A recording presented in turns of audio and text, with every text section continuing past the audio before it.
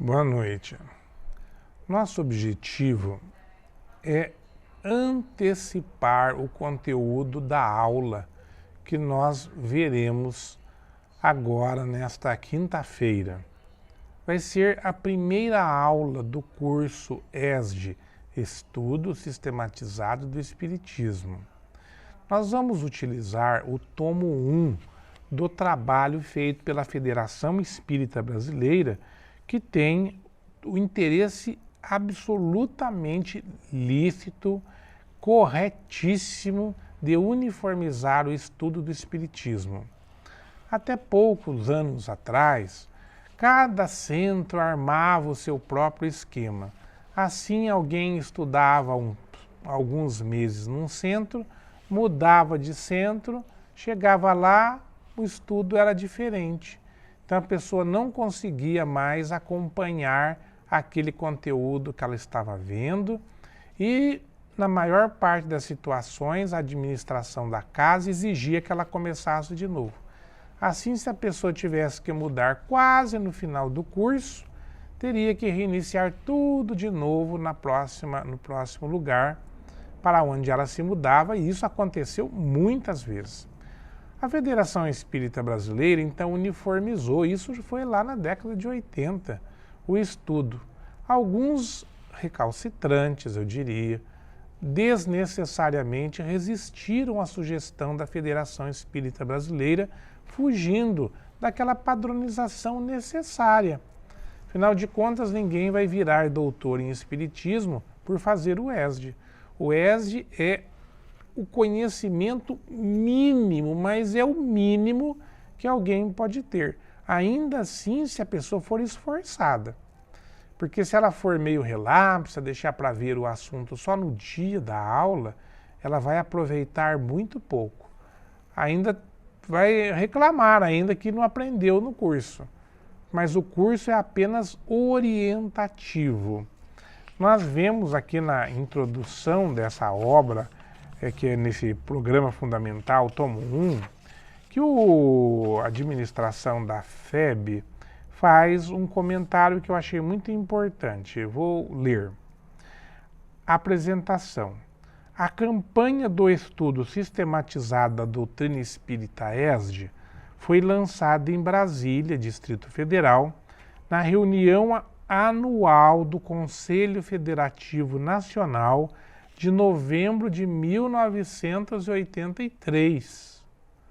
Vejam bem, meus irmãos, faz 37 anos que o ESD foi sistematizado, que pessoas de muito gabarito se organizaram para montar estas apostilas que nós temos em mãos hoje. E eu já a li muitas vezes, já estou utilizando esse trabalho já há alguns anos, porque já estamos ministrando o ESD já há mais de uma década, e o que nos dá muito prazer, e estamos utilizando esse material toda a vida. Agora, já de uns anos para cá, o nosso lar adotou essa obra, o que eu acho que foi ótimo para fazer um facilitador para quem ministra o curso, como para quem assiste o curso. Assim, se o aluno precisar perder uma aula, ele tendo aqui a obra, ele mesmo lê, ele desenvolve o tema e vai ter o conteúdo mínimo para poder, na aula seguinte, continuar o seu aprendizado e participando das aulas com proveito. Vejam só, vou continuar a leitura. Esta campanha, efetivada na forma de 6 apostilas de estudo representativas de níveis graduais e sequenciais de aprendizado doutrinário, utilizou a técnica do trabalho em grupo como diretriz pedagógica. A sistematização do estudo espírita buscou, por outro lado, o apoio nas seguintes orientações de Allan Kardec. Um curso regular de espiritismo seria professado com o fim de desenvolver os princípios da ciência e difundir o gosto pelos estudos sérios. Então, esse estudo que nós vamos fazer, né, esse trabalho que nós faremos junto, tem por finalidade nos introduzir no conhecimento espírita. Eu já adianto que não é fácil não o espiritismo. Eu estou acostumado a conviver, né, com as pessoas que já têm anos de experiência e eu percebo, é nítido que a pessoa não detém informações básicas do espiritismo, não detém.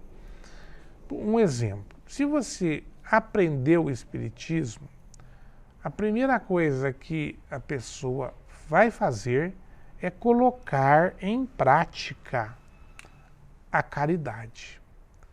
Aliás, o Kardec usa isso como princípio fundamental. Ele fala assim, fora da caridade não há salvação. Eu costumo dizer que este é o único ponto dentro de toda a filosofia espírita, que é imensa, que não admite contestação. Por quê? Porque Kardec foi textual. Fora da caridade não há salvação. Não tem como contestar isso. No entanto, existem pessoas que jamais se colocam na prática da caridade. Por quê? Porque acham que isso não é realmente relevante, desprezando o ensinamento máximo do mestre Kardec. Quando Jesus afirma, né, ao ser questionado, qual é o maior mandamento de Deus, Jesus diz, o maior de todos os mandamentos é amar a Deus e o segundo igual esse é amar ao próximo. Isso é textual. Aí ele continua, porque ele não fica satisfeito com essa explicação, e ele sabia que nós somos pessoas, nós somos marotos, nós utilizamos as palavras para justificarem as nossas atitudes. Então Jesus fala assim, quem diz que ama a Deus e não ama o seu semelhante, mente. Mente. Por quê? Por que mente? Porque Deus ninguém nunca viu, Deus ninguém nunca ouviu, Deus ninguém nunca tocou. Então como é que você pode dizer que ama a Deus se você não ama o seu irmão, o seu semelhante, que você vê, que você ouve, que você toca? Não é fantástico? Ora, então, portanto, não existe a menor possibilidade, meus irmãos, de nós estarmos absorvendo o conhecimento espírita, de nós dizermos que sabemos que somos espíritas, se nós não estamos praticando a caridade. É claro, você vai dizer, não, mas eu sou um homem, eu sou um chefe de família, cuido dos meus filhos, né, eu cuido da minha casa. Ótimo, parabéns. Eu lhe digo, você está fazendo o mínimo que se pode esperar de um homem honesto. Mas é o mínimo. Não tem mínimo menor que isso. Qualquer pessoa que se preza tem que cuidar da sua casa, cuidar dos seus filhos, cuidar do seu trabalho. Mas não dá para esperar menos que isso de alguém. Fora disso, o sujeito é nocivo à sociedade. Então, a pessoa caridosa é aquele que ultrapassa isso. Ele atende às necessidades do seu semelhante, ele ouve as queixas, ele visita os doentes, visita os presos, ele faz uma obra de assistência, ele sacrifica um momento do seu tempo para ir consolar alguém que está desesperado, ele ensina uma criança a fazer algo de bom, ampara um velho, enfim, fazer caridade é cuidar das necessidades alheias. Mas quando eu faço isso para os meus filhos, eu não estou sendo caridoso? Eu acho que não. Quando você faz isso para os seus filhos, você está cumprindo a sua obrigação, inclusive a obrigação legal, que dirá a obrigação moral. Ao encarnarmos, nós só recebemos a oportunidade da encarnação se nós nos comprometemos a utilizar a encarnação para melhorar o nosso mundo.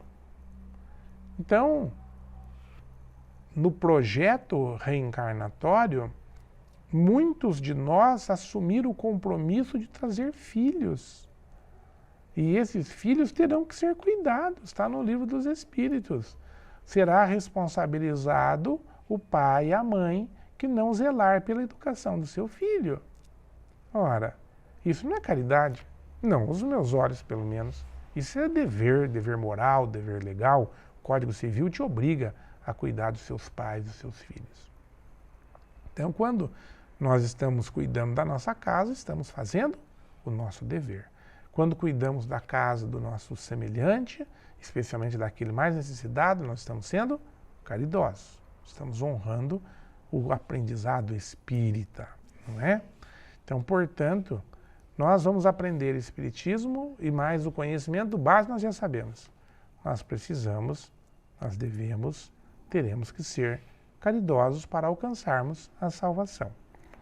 Quando essa primeira aula, ela fala da necessidade de saber o contexto histórico do século XIX na Europa. E ele até utiliza esse termo na Europa, mas o contexto histórico ele tinha um padrão meio uniforme. No mundo inteiro ele estava mais ou menos do mesmo jeito. Por exemplo, no século XVIII, perdão, aqui é no século XIX, né, que ele menciona, né? O século XVIII evolui naturalmente para o século XIX, os costumes, e era tudo mais ou menos a mesma coisa nesses dois séculos. Mas o final do século XIX traz coisas impressionantes para a humanidade. Coisas que realmente fizeram toda a diferença. Eu não sei se eu estou abusando aqui, quem conhece a história vai me corrigir, mas parece que durante 1000 anos, ou quase 2000 anos, a humanidade parece que não evoluiu nada, né? Ela começa uma regressão com a queda do Império Romano, passa por uma idade que é uma idade muito triste da história, especialmente da história europeia, e depois disso, né, no final mesmo, no finalzinho do século XVIII, século XIX, especialmente depois dos meados do século XIX, começam a acontecer coisas fantásticas, né? Houveram nesses períodos, nesses 200 anos aí do século XVIII e do século XIX, houveram revoluções que alteraram sistemas inteiros de ver a forma do poder, não é? Por exemplo, acreditava-se piamente que todo rei ele só era posto por Deus. E Deus era representado pelo Papa. Quando Napoleão ele consegue, ele derrubou, né, ele venceu as forças revolucionárias francesas e ele toma conta da França e se declara imperador, ele chama lá as autoridades eclesiásticas para que o coroassem. Mas quando elas vão coroar, ele toma a coroa das mãos da autoridade clerical e ele mesmo coloca a coroa na sua cabeça. A partir daquele momento, cai aquela fisionomia de que somente a igreja poderia coroar alguém. A partir daquele instante, as pessoas viram que não precisava, o próprio rei poderia se coroar, que era o que já se vinha acontecendo já desde que a humanidade é humanidade. Mas havia uma coisa meio mística, né? Isso desaparece com Napoleão. Mas nessa época, ou por essa época, também começam a surgir outras coisas fantásticas. Por exemplo, surgiu o motor a vapor, surgiram as ideias marxistas que levam os operários a acreditarem que poderia haver uma igualdade generalizada e logo utilizando essa crença ingênua, pessoas de má índole mesmo, né, assumem o poder, por exemplo, na Rússia, na Alemanha, em outros países aí que todo mundo conhece, e dominam e chegam levam o povo a um nível de submissão muito triste, né? Então por aí isso acontece. Nos países europeus começam a surgir a indústria poderosa, o comércio se fortifica, os níveis escolares crescem fantasticamente, até se diz que nunca houve tanto gênio junto como no final do século XIX, né? Praticamente todas as coisas modernas que existem parte de alguma coisa que foi descoberta em meados e final do século XIX. E, curiosamente, algumas dessas pessoas eram espíritas declarados, né? Por exemplo, o William Crookes, né, que descobre diversos itens que farão com que a ciência progrida muito rapidamente. Bom, nesse momento também, que é o momento das luzes, né, que surgem essas coisas fantásticas, é que aparece o Espiritismo. Não é por acaso, é porque a humanidade havia dado um grande salto na intelectualidade. Na moralidade também é questionável. Por quê? Porque logo depois começam umas sequências de guerras, inclusive previstas pelo Espírito da Verdade, que informou Kardec. Quem quiser saber mais detalhes deverá ler a obra kardecista. Vou dar uma dica, leiam especialmente obras póstumas, e vocês verão ali coisas surpreendentes. Mas existe sim uma mudança de fisionomia, tanto na questão intelectual como na questão da moralidade. E o Kardec sai da sua vida de intelecto, né, daquele homem super conhecido na França, respeitado, frequentador da corte de Napoleão, respeitado pelas maiores autoridades intelectuais além da França. Ele sai desse meio, o professor Hippolyte Rivail de Mizar, ele morre. Interessante, né? Ele morre para dar origem a Allan Kardec, um velho sacerdote druida, né, ou druida, que viveu séculos e séculos passados atrás. Ele dá origem, então, e toda a obra que vai ser escrita agora pelo professor emérito Hippolyte, ele abre mão desse nome conhecido, que ele poderia querer utilizar isso, mas ele passa tudo isso para o pseudônimo de Allan Kardec, porque ele disse que não queria misturar as coisas. Eram duas coisas diferentes. Então o professor Hippolyte, o que a gente entende pelas expressões de Kardec, não deveria se emiscuir com aquela obra nova. Era uma obra nova, então precisava ter uma personalidade nova. Então a personalidade nova era Allan Kardec. Ele faz uma pesquisa fantástica, se corresponde com o mundo inteiro. Imaginem vocês a pessoa escrever para diversas localidades do mundo todo. Ele recebia tantas cartas, eram milhares de cartas, pelo que se sabe que Allan Kardec recebia, e tentava respondê-las todas. E ele foi coletando essas informações e com elas ele foi fazendo a codificação. Kardec narra que ele, quando ele tinha uma pergunta importante, ele pegava aquela pergunta e despachava para diversos lugares do mundo, para médiuns que ele já conhecia, já tinha visto outros trabalhos daqueles médiuns. Então, quando vinham as respostas, ele comparava com a resposta que ele tinha obtido das médiuns que ele trabalhava em Paris. Então, ele fazia um confronto e ele só ficava com aquela que era mais coerente e que batia com as diversas respostas que vinham dos diversos lugares do mundo. Então, ele foi fazendo esse trabalho. Imaginemos nós que esforço que esse homem empreendeu para conseguir fazer essa obra de codificação.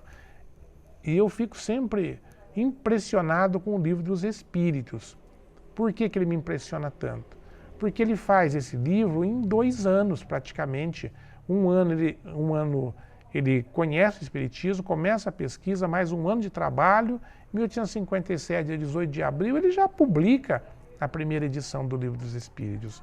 Claro que ela era bem menor, tinha, se não me falha a memória, 750 questões, parece.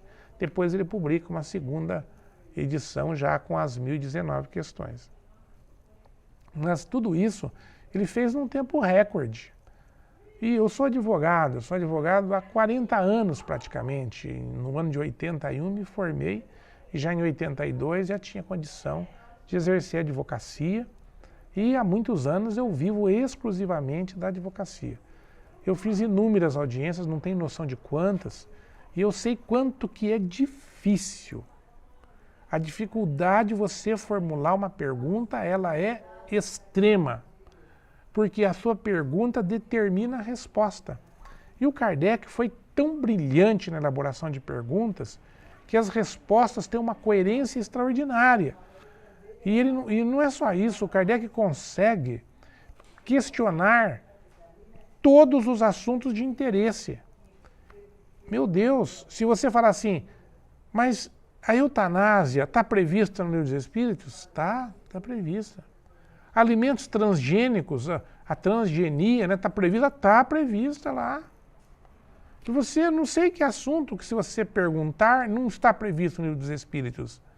Então ele foi de uma evidência absoluta que ele conseguiu fazer com que aquele livro, esse tratado de filosofia, que é considerado como o tratado de filosofia mais completo que existe na Terra, ele foi capaz de prever todas as nossas necessidades.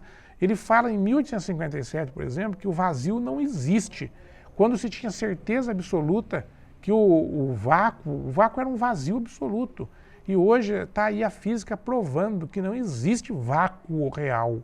Em qualquer lugar do universo estará lá uma massa escura e etc., cujos nomes me fogem, mas não existe vazio não existe. Então Kardec já afirmava isso lá em 1857. Então o Livro dos Espíritos ele escreveu em 4 livros diferentes, que vocês deverão olhar, né? Acho que é uma matéria legal vocês olharem e já me trazerem para a aula o nome dos 4 livros que compõem o Livro dos Espíritos. É muito legal essa curiosidade. Pois bem, então nesse contexto onde as ideias estavam eclodindo, a ciência estava explodindo, enfim, havia uma convulsão de ideias, de pensamentos, brota o Espiritismo, que vem desmistificar a ideia de Deus. Deus deixa de ser uma coisa mística.